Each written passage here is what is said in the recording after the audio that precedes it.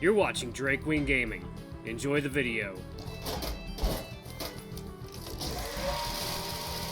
Hey guys and gals, Neri here from Drake Wing Gaming. As some of you may have heard of the Gaming Dragon, today I'm coming back at you another Let's Play episode of Conway. So let's go ahead and jump right back in, shall we? Alarm chain, you were up, and let's go. God, it's such a good picture. Alright. Samuel nods in agreement, resting his head on his palms. You look down at him, and for a moment the urge to flick his ear pops up in your mind. I really do mean it, though. I'll gladly wake up early if you want to watch one of these again. Don't sound too eager for it, or you'll never get a full night's sleep again on this route. I'll survive. Say, Sam? How long have you been on this ship? His ear swivels in your direction as he recounts his memories. Just over 5 years by now. 5 years? And you are honestly worried about losing your standing with the others now over this? Without taking his muzzle from his palms, he shrugs, eyeing back up at you. How is he eyeing back up at you? He's taller. He's a fucking leggy boy. You explain away all your worries. You return a single shake of your head. I know that it's probably stupid that they're friends by now. But friends I've worked and practically lived with for years in many cases.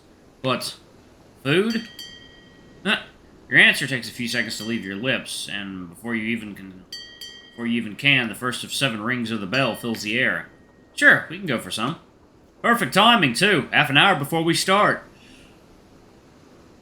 Samuel pushes himself away from the wooden railing, taking a step back and rolling his shoulders in an attempt to get rid of any remaining morning rustiness.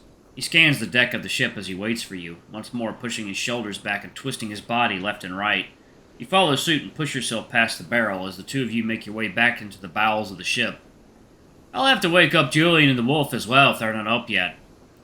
I'll be there in a second, so feel free to start. I'll be there in a second. Okay. Well done, Samuel. You're all looking ready. Arthur stands in front of you with his hands behind his back. He slowly gives each of you a quick visual inspection from head to toe. Of course. Since I didn't start you 3 yesterday, this will be your first shift. To give you a little time to settle in and get acclimatized. You 3 will join Samuel in my larboard watch. We have 2 watches on this ship, so you'll follow the usual schedule of 4 hours on and 4 hours off. With the 2 dog watches from 1600 to 2000 hours for dinner time. The 3 of you nod briefly at each point. You've organized breakfast for them, I presume. Affirm. Arthur nods in acknowledgement. We've had a quiet night. Course is steady for now, however we may be required to tack with both watches at the end of the watch if the wind stays as it is. Should we be ready for that as well? Naturally. You can pull a sheet, or am I mistaken? Julian needs a second before he manages to answer. I can indeed, sir. There you go. If you can do it in the same rhythm as the others, and there's nothing standing between you and a successful career, boy. An exasperated sigh, he turns away from you and back to Samuel. It is all for now, though. Samuel? The maned wolf takes a step forward. Yes, sir. You did well in integrating them so far. You're free to keep them occupied as you see fit until someone requests a helping hand. That is all for now. Samuel straightens up and raises his hand in a brief salute to Arthur. Understood. Arthur nods in return and leaves your group to its own devices. You know, coffee time.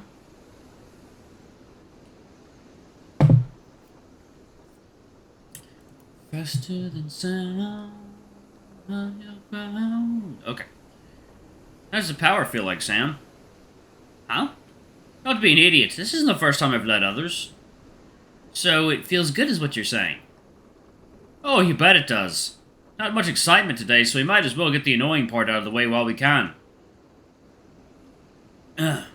It's swabbing, isn't it? Sure is. Nobody wants to do it while in port. Everyone's busy using their time on land and then unloading and loading the ship. Usually it's one of the first things we need to do after we leave.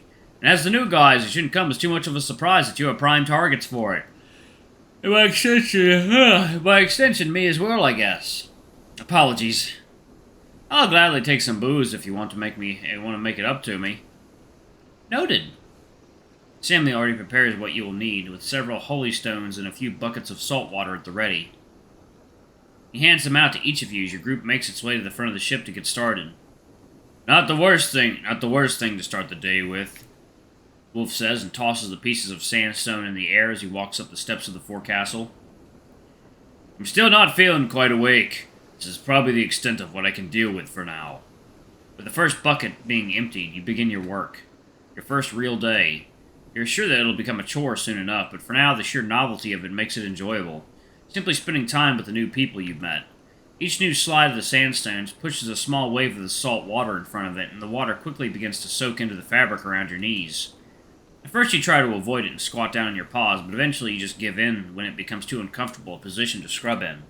As Samuel goes for the next bucket of water, his body nothing but a silhouette in your view against the bright sunlight. He empties it low to the deck and wets the next part of the deck for you, sending the water in a small wave across the wooden floor.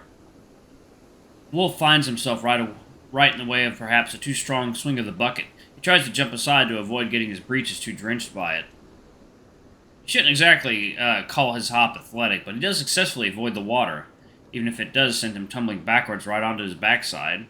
His fall is accompanied by a sound very unlike that made by a soft, fleshy creature when it hits the deck. A light wooden pang as an object rolls across the soaked deck. It stops as it rolls against the scales of Julian's foot, finally giving you a proper view of it. A fife? Simple looking initially, smoothly polished wood, but the ends of it are wrapped in brass with a bit of detail on them. Yours? Julian looks over at the black wolf beside him, reaches for the instrument. Yes. You can play an instrument? Yes. Well, a bit. Why, is it such a surprise? I didn't know it was forbidden to own an instrument. Julian leans in a little closer to have a look at the instrument. Second, y'all. Coffee time.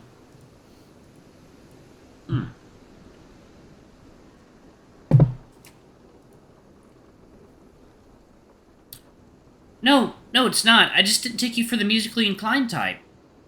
Not gonna lie to you, I didn't expect it either, Wolf. Can you play something? Wolf's expression immediately turns into easily the most terrified you've seen him. What? I'd rather not, to be honest. Oh, come on, you can't just put it away without playing something for us. Just think of what a hot property you'd be on this ship, if people knew you could play an instrument. And what makes you think that is what I would want?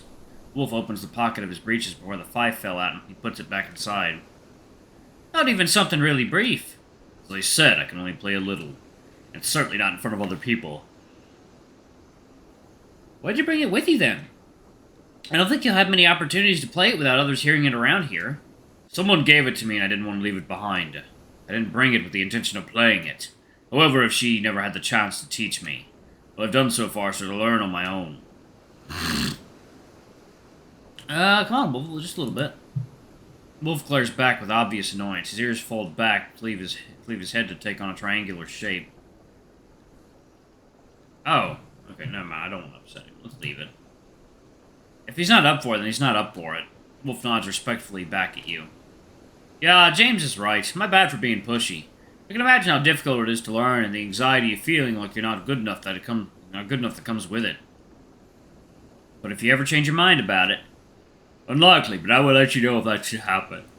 And you will all get your badly played 30-second long fife concert. After the shock earlier, you now get another fear at first when you spot what can almost account as a smile on the black canine. Yet just a moment later, he visibly tries to straighten his expression again. It's gonna be a great 30 seconds, I'm sure. I never touched an instrument in my life, so anyone who can play anything just appears like magic to me. Never even touched one? No, never. Have you? Of course, the fife too, actually. It's small enough to hide, which comes in handy. You've really never even touched one? He tilts his head to the side as he asks once again. No, Julian. Do you know how expensive many instruments are? Not everyone grows up like you. In fact, most don't, if your dad is as high-ranking as you made him sound. For many of us, we had to work to support the families we grew up in. I know I did, and James had mentioned his family's homestead. It doesn't have to leave a lot of time for leisurely fancies like instruments, not to mention finding someone to teach you in the first place.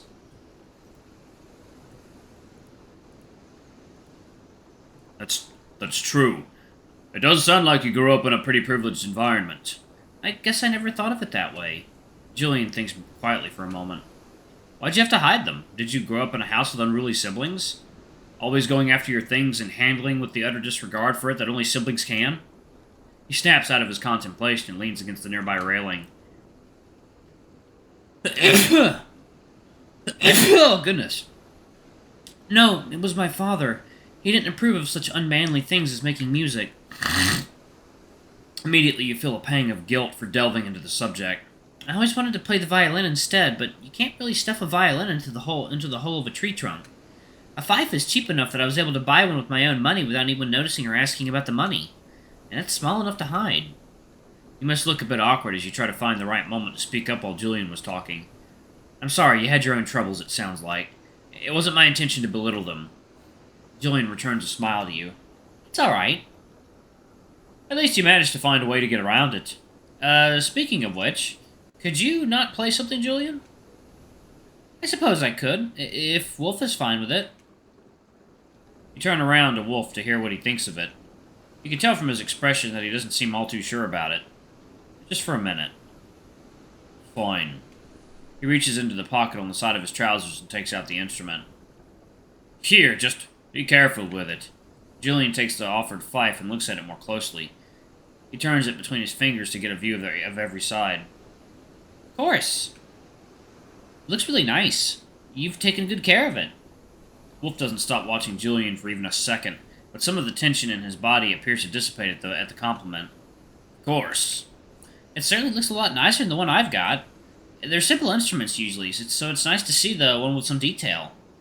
He let his claw run along one of the decorative lines stamped into the metal. Every now and then the tip of it catches in the lines and is guided along them. Thank you. After a visual inspection, Julian raises the instrument to his mouth. He takes a breath and begins to blow over it gently. He tries one or two notes at first, just to get the feel of it, all under the watchful eyes of the three of you. When he seems comfortable enough, he begins to play in earnest, fingers dancing along the length of the instrument. The tone is rather shrill at first, but he adjusts his playing until he manages to soften it. Ooh. Immediately, the lizard appears to become one with the music he plays, finding the rhythm, and soon after a subtle sway goes through his whole body. You don't recognize the music he plays, but it was more a simple piece, something rather easy on the ear. Samuel catches your eye and nods respectfully. Apparently someone else who is quite impressed with some of the tricks Julian has hidden away. And Julian's pretty talented. Talented little lizard. As promised, though, he stops again after playing for a little while and hands the fife back to the wolf. Not bad at all. Thank you. I agree, it sounded great. Julian laughs, trying to play down just how much he appears to drink in the praise leveled at his playing. Thank you, it's a silly marching song, but it's what you hear most when you live in a fort. So I learned to play it after hearing it over and over again. You're certainly ahead of what I'm able to do with it. Oh, does that matter? The fact that you learn it all is what counts, Julian says, probably finding the first non-confrontational words he has ever said to the wolf. Especially if you have no one to teach you. Are you sure you don't want to play something? Wolf still holds on to the instrument, must have been thinking about it for a moment, but decides to stash it away again. I'd rather not. If you can play, Julian, couldn't you teach him?